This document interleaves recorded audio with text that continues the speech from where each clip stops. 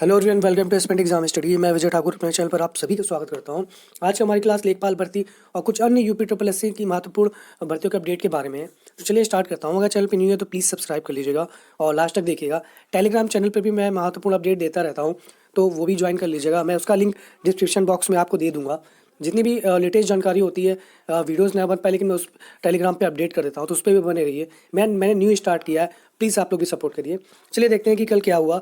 जो 188 सीटें लेखपाल की 2022 की भर्ती में बची है पीएच कैटेगरी के अंतर्गत, उस पर ओएच का संघर्ष लगातार जारी है। उसी संघर्ष को लेके कल ये सीएम से मिलने की कोशिश की गई थी। जो भाजपा कार्यालय का घेराव किया गया, जैसे कि आज के समाचार पत्रों के माध्यम से आप देख सकते हो कि लेखपाल भर्ती में शामिल करने की मांग को लेकर दिव्यांग अभ्यर्थियों ने शनिवार को भाजपा कार्यालय का घेराव किया। कम से कम पेपर में तो छापा गया इनका संघर्ष, अदरवाइज सिर्फ पूछ के चले जा रहे थे, कुछ नहीं हो रहा था।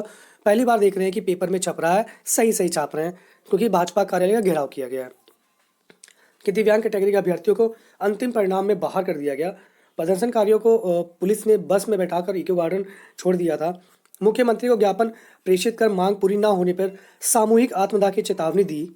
प्रदर्शन में शामिल जीवनाथ कटारिया ने बताया कि लेखपाल भर्ती में 2022 भर्ती में 309 पदों का विज्ञापन जारी हुआ था, जिसमें दिव्यांग छात्रों को ओएच कैटेगरी भी शामिल थी।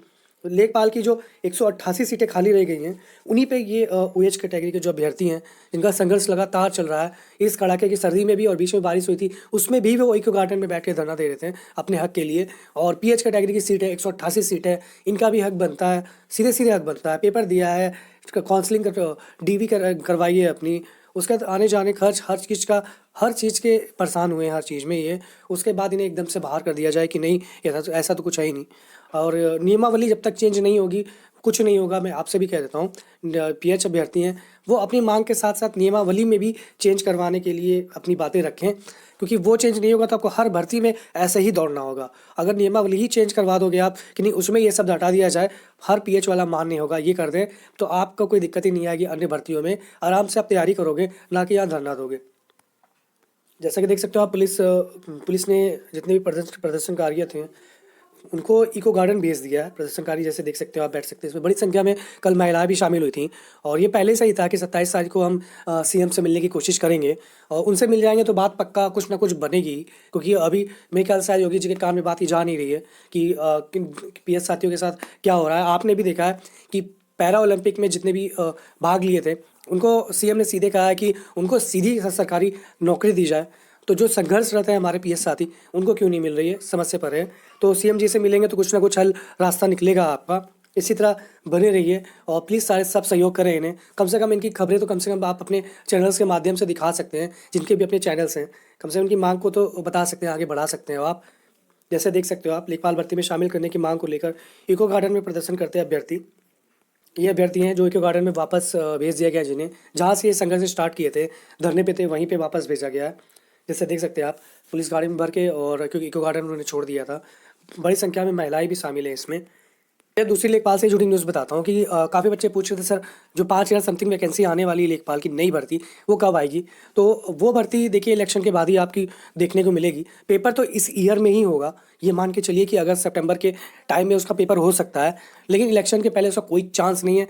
हो सकता है इलेक्शन के बाद ही वो नोटिफिकेशन भी निकालें और 2-3 महीने बाद उसका एग्ज़ाम भी ले लें, क्योंकि फरवरी अभी है बाकी पूरी हो सकता है उसमें आपको नोटिफिकेशन देखने को मिल जाए। लेकिन अभी फ़िलहाल जो आयोग है वो काम कर रहा है आपका पेंडिंग रिजल्ट पे, और न्यू 2-3 वैकेंसी जो लेखपाल के अलावा है पहले से ही डिसाइड की उसका नोटिफिकेशन जारी किया जाए, उसमें लगा हुआ है। और वीडियो की एक चीज़ बता दूं मैं कि वीडियो जो आपका है उसके लिए 24 तारीख को बच्चे गए थे, उनसे कहा गया कि जनवरी लास्ट तक वेट करिए, आपका रिजल्ट आ सकता है। लेकिन मैं ये कहूँगा कि प्लीज़ आप वेट ना करें, वेट करना ही है, एक सप्ताह और बढ़ा लीजिए। फरवरी फर्स्ट वीक के बाद अगर पहले आपका रिजल्ट नहीं आता है तो अच्छे से जाके फिर आयोग पे बातचीत करिए, क्योंकि फिर जब तक आप दबाव नहीं बनाओगे ये लोग प्रेशर नहीं लेंगे उस चीज़ का। जब सब चीज़ रेडी है, हर चीज़ तैयार है, तो आपका रिजल्ट देने में दिक्कत क्या आ रही है, ये पूछना आपका बनता है। लेखपाल से जुड़ी अन्य खबर एक और है कि जितने भी 18 मंडल हैं, 18 मंडल से जुड़े जितने भी आपके तहसील आवंटन सूची है, तो जिस जिस मंडल का निकल रहा है ज़िले के अंदर जो भी है, तो मैंने उसका जो पीडीएफ है वो मेरे टेलीग्राम चैनल पर अवेलेबल है, आप वहाँ से देख सकते हो। मेरी पूरी कोशिश है कि जितने भी मंडल हो सभी का पीडीएफ मैं आपसे शेयर कर दूंगा। तो चैनल पर अगर न्यू हो तो प्लीज़ सब्सक्राइब कर लीजिएगा। टेलीग्राम चैनल भी मेरा और न्यू है, मैंने पहले कहा न्यू है, प्लीज़ सपोर्ट दिखाइए। उसके बाद बात करते हैं हम जूनियर असिस्टेंट की। जूनियर असिस्टेंट की जो भर्ती है 1262 वाली, उसकी देखिए टाइपिंग आपकी कभी भी हो सकती है फरवरी के अंदर, तो टाइपिंग करते रहिए। हिंदी की 25 वर्ड पर मिनट और इंग्लिश की 30 वर्ड पर मिनट होती है। नेट से डायरेक्ट आप अपने टेस्ट करना शुरू कर दीजिए अपने आप को कि कितनी हिंदी इंग्लिश में आ रही है। हिंदी आराम से नेट चलाइए, लैपटॉप जो भी हो आपके पास सिस्टम, उस पर आराम से 5 मिनट की टाइपिंग सेट कर दीजिए हिंदी इंग्लिश। आप चाहे कृतिदेव आ रही हो आपको, चाहे मंगल आ रही हो, आराम से सेट करके उस पर टेस्ट करिए। अब अपना ऐसे चेक करना बहुत हो गया है, आप सीधे टेस्ट दीजिए और उसमें देखिए कितना आप वर्ड पर मिनट आ रहे हैं, क्योंकि वो प्रेशर टेस्ट में ही होता है जो वहाँ पे होगा।